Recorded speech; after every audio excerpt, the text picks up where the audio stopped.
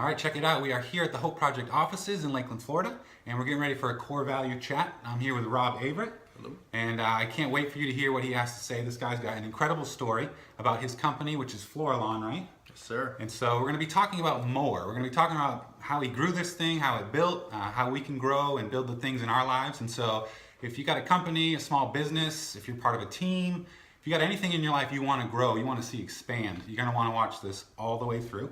And so, Rob, when I think of Floralawn, I think of like 100 men and women being unleashed on Polk County every day to cut as much grass as possible, Right. and maybe even more. But I know there's more to Floralawn. What exactly do you guys have to offer? What is it you do? Well, we're a full-service landscape company Okay. In Central Florida. We do everything from mowing the lawn to Right. treating the lawn with fertilizer and Okay. pesticides, as well as working on irrigation. Okay.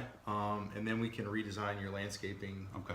from the ground up. So you do everything. We do everything. You can come onto a Yeah. property and Yep. just transform it and then take care of it. And take care of it. Yeah, Forever. we have different teams that Yeah. do each one of those disciplines. Okay. Yeah. And now this isn't a commercial for Floralawn, No. right? We're going to talk about really his story because I'm going to give you my version, what I Okay. understand, and then you can fill in the blanks. There you Okay. go. So I'm thinking like early 90s. Okay. You and your buddy. That's right. Start this company. Yes. I picture like the two of you in a truck. Yeah, with an a old trailer. Dodge 100. Dodge 100. There you go. And you got some random equipment that Yes. you got a Yes. yard sales or piece I together. still have my first mower, by the way. Okay, still There has you his go. first Right, mower. right. And you're cutting lawns for like $50 a pop. Absolutely. And then fast forward 23 years. Yes. And you've got this, I don't know, 5, 10, maybe more $1 million company. Yeah, last year we had 225 people. This year we'll have about 250 employees. And Yeah, so it got yeah. from 2 guys in a truck Yes. to 250 employees. That's right. So that's incredible. Yes. I'm sure I skipped a couple of the steps. Right. But I want to talk about early on first. Okay. I want to know the mindset, the strategy. Did you think, hey, buddy, let's start this and one day we're going to be this big? Or how did that? You know,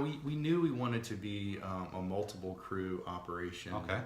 To be honest, in the beginning, I didn't know exactly how big or what my capacity was Right. to be able to lead the company, and sort of God had a plan for that, Yeah. and was allowed me to, be part of this. I think one of the key things for me early on that I learned was, plan the exit in the beginning. Okay. So when you're starting something, know how you're going to end it, Okay. or what your strategy is to end it or transfer it or whatever. Okay. But know your ending. So you had an ending in mind. You thought, we're going to Yeah. start this, we'll get up and running, and then one day, One day we'll get to the end part. Okay, yeah, that will happen somehow. And so you start Yeah. early on, Yeah. and then what were some of your early strategies? I'm sure at some point you said, we need more customers, we need more clients, we need more. What was Sure. it? How did it kind of? Well, my wife can attest this. We really I needed help inside. I needed Okay. help, leading other teams. So Okay. you look around for key people that are going to help you lead, and that can take your vision. I didn't want to be the absolute best. I wanted to be the most consistent, because I Okay. looked into my industry and I saw broken promises, and I Okay. saw things that there was, great things written down and a lot of grandeur about what they wanted to be and a lot of mission statements, but they just weren't following through. Okay. And so I wanted guys that could consistently help me build a winning team. Okay. So you didn't say, I'm going to be the best so that I can go do this much. You said, I'm going to build the best thing so we can do this much. Correct. And so more automatically came Yeah. as you had the right mindset. Right, absolutely. And- And more is the old, I don't know if it's an adage or not, but it is bigger better. Right, Well, yeah. in business, profitable is better. Right. So it's relative, right? Yeah. So I start looking at the profitability of what we do, and is it sustainable? Right, You know, and keep in mind, I don't want to break promises Yep. to clients, and that I feel that consistency is the most important Mm-hmm. part of what we're doing for a long term, because everything that we do has a lot of renewable income Right, month okay. after month. So in order to have renewable income, you need to be able to be consistent Right. and deliver to the client, Right, absolutely. and not have a lot of broken promises. So Yeah. I want to build a team around that. More came for us because we were able to replicate that consistent behavior. And that's what got us more. In the beginning, I thought it would be a couple of truck operations. Yeah, a couple. And today we have over 40 routes on the road. Okay, and so you kind of thought, if we're going to grow, we've got to do it from a solid foundation. That's right. Of excellence. I think excellence is, I mean, I cut grass with you guys for 10 months, and I was blown away by how excellent you can cut grass, and that's just one part of what you do. Right. I want to I know along your way in your history, there's been these big moments where you had kind of exponential growth. We did. And so I know you had to be set up for that. Nothing probably fell in your lap. It may have felt like it in the moment, but you were ready because of your foundation. And so talk to me about some of those moments of like, this is big, this is going to really take us further. Well, I can tell you that we grew through acquisition early on. There were 3 businesses that we bought that were integral. And I can tell you that when they talk about failure in business, I can attest to it even still. We bought our very first business. I can tell you it was John's Landscape and Design. Okay. Well, the problem with buying John's Landscape and Design is that John was going away. Okay. So to say it was a complete failure is an understatement. Wow, okay. It literally, within 6 months, disintegrated. Wow. Because John was no longer there. And I'm Rob. I'm a nice guy. But John was not there. Yeah. Okay. So it was a complete failure. And I learned a lot about that, obviously. Yeah. Picked up my pieces, dusted off my knees, and I kept walking. But it didn't stop you. You didn't say we're never acquiring anything again. We're doing it our way. Yeah, it challenged me to want to look at what next could I buy. Now taking this knowledge and trying to be the best at the next acquisition. Okay. Awesome. So we went and bought Lakeland Ground Control, and it was a moderate buy. I mean, it was okay. Yeah. But it was what drew me is that it was commercially driven, not residential work. Right. It too was probably still a C- or a D. Okay. Because but it's better than complete failure. Yeah, because I was better than complete failure. But I was acquiring something that I still didn't gauge the health of some of the clients. Okay. And sort of the relationship, and it later built me. I sort of have a customer thermometer now, and I know what the health of my client is. I should have known the health of his client, and not just taken his word or his contract for it. Okay. So I learned a lot there. Yep. Then we bought a company in town called Gator Lawn Care. Okay. And that was a success. Awesome. So third time's the charm, right? Yeah, third time was the charm, and we really grew off of that. Okay. And it's you got to have the nerve. It. Some people don't have the nerve for failure. Yeah. And I can tell you that we embraced it a couple of times and came up on the third one. Yeah, I know for Hope Project, there's been a couple moments. We have a much shorter history. Maybe 25 years from now, someone wants to sit down with me. I don't know. But in the last 5 years, there's been these moments where it almost felt like we're going to grow in this way, but it almost feels like you're biting off more than you can chew. Absolutely. And so, actually, one time I put on Facebook, sometimes when you bite off more than you can chew, you're just stepping into what God has for you. Sure. And someone commented and said, or you've bitten off more than you can chew. Yeah. And so, how do you navigate through that feeling of this is too big, this is too much, but you want to move forward? How do you do that? Well, find a few key people that you trust. Okay. And that know you, and you're able to, don't try to confide in everyone. Okay. Because you're not always going to get the same answer, and you're going to get a lot of answers that are going to confuse you. Right. So develop a core of people that you trust. Okay. That when you want to take on something in business, you can bounce it off of them. Mm-hmm. They're going to give you good feedback. Okay.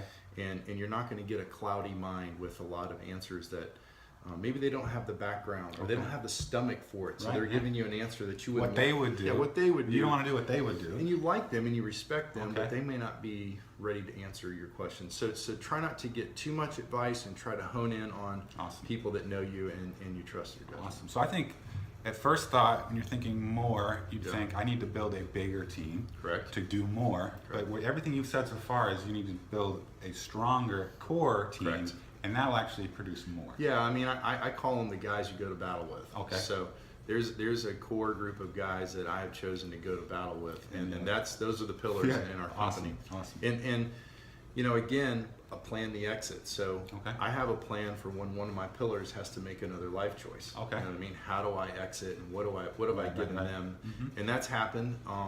And it's not an easy thing. No, absolutely. But you have stability in your other pillars, and you can kind of make it work from there. Awesome. I think I want to talk about at least one more thing. Yeah.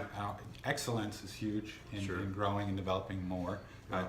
It's a model you guys have used. Yes. Can you talk about the strategy of excellence? I know you've talked about sustainability and delivering on promises. But is there even more to that? Well, one day I want to write a book that's called, if I wish employees weren't people. Right. But unfortunately, or fortunately, depending right. upon how you want to look at it, they are. They are. So excellence is something that is inside of everybody, and you have to put them in, and I don't want to be cliche, but put them on the right seat on the bus so that they can perform well. Yep. You know what I mean? Yeah, absolutely. And so I've learned to judge people and their character and what they're able to do inside of our organization, and not put them somewhere. And I've had some failures there. Yeah, I put them in the wrong spot before, and it's shown. Yeah. But you do want to try to challenge them to bring out what you know is inside of them, because ultimately people want to be challenged. They do. Whether they say they don't or not. Right. But they have a level that they're willing to go to. So I think excellence is something that you can pull out in everybody. But I think most people that have worked for me would say he has calm, consistent behavior. So I'm still looking for that sustainability, that consistent behavior. I think they see that in me. If I'm not standing up freaking out every day that the boat rocks left or right, we're just staying the course, guys. And so excellence is inside of everybody. You just have to put them in the right spot. Now, have you ever had to change someone's seat on the bus, keep them within the organization, but slide them over? Are you mad? Absolutely. Okay. It's tough, because especially if you have them in a key role, it's tough to make a king a servant, right? Okay. So it's difficult to move them around, and you have to almost let that be their choice and let it be obvious to them. Right. Okay.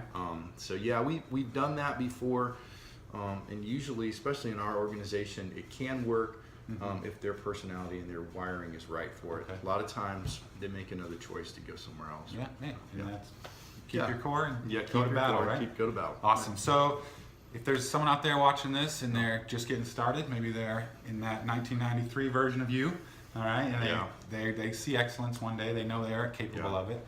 What would you say for the first 5 years starting out? What do you think? Plan your exit and build a good core group of people. Be consistent and be honest with customers. I think that's really the key. Customers are going to have their representation of what's true. You know what's true. I mean, you know it inside of you. So stay close to that. Awesome. It's a strong ride. So have a stomach for it. It's not for everybody. Yeah, absolutely. There are a lot of people that think they want to be in business for themselves, and it's just not. It's not Yeah. for everyone. It's not for everyone. So if you know it's for you, be consistent and build a good team. Awesome. So 23 years in, 23 years out, what do you think? I mean, I have a vision to go to the next step.